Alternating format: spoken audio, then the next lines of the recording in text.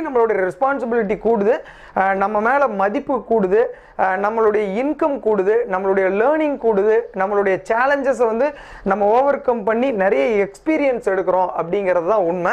Entrepreneur அப்படிங்கிறது ஒரு beautiful journey. எப்போ நம்ம வந்து ஃபெயிலியர் அப்படிங்கிற ஒன்றை, அது நம்ம கவனிக்கப்படாத நம்மளுடைய நெகட்டிவ், அதை நம்மளை சேஞ்ச் பண்ணுறதுக்கான வாய்ப்பு தான் ஃபெயிலியர் அப்படிங்கிற இந்த ஒரு வார்த்தையை நம்ம எப்போ பிடிக்கிறோமோ அப்போ நம்ம வந்து சக்ஸஸ் அப்படிங்கிறத தொடர்ந்து டேஸ்ட் பண்ண ஆரம்பிப்போம். இதில் வந்து பார்த்திங்கன்னா தன்னம்பிக்கை, அதாவது வந்து நிறைய பேர் வந்து சேலஞ்சஸ் கொடுப்பாங்க. லைக் இப்போ நான் வந்து என்னுடைய கெரியர் நான் ஸ்டார்ட் பண்ணப்போ இப்போ வந்து பார்த்தீங்க அப்படின்னா ஃபஸ்ட்டு எம்ப்ளாய்மெண்ட் எடுக்கிறதே எனக்கு சேலஞ்ச் ஆச்சு.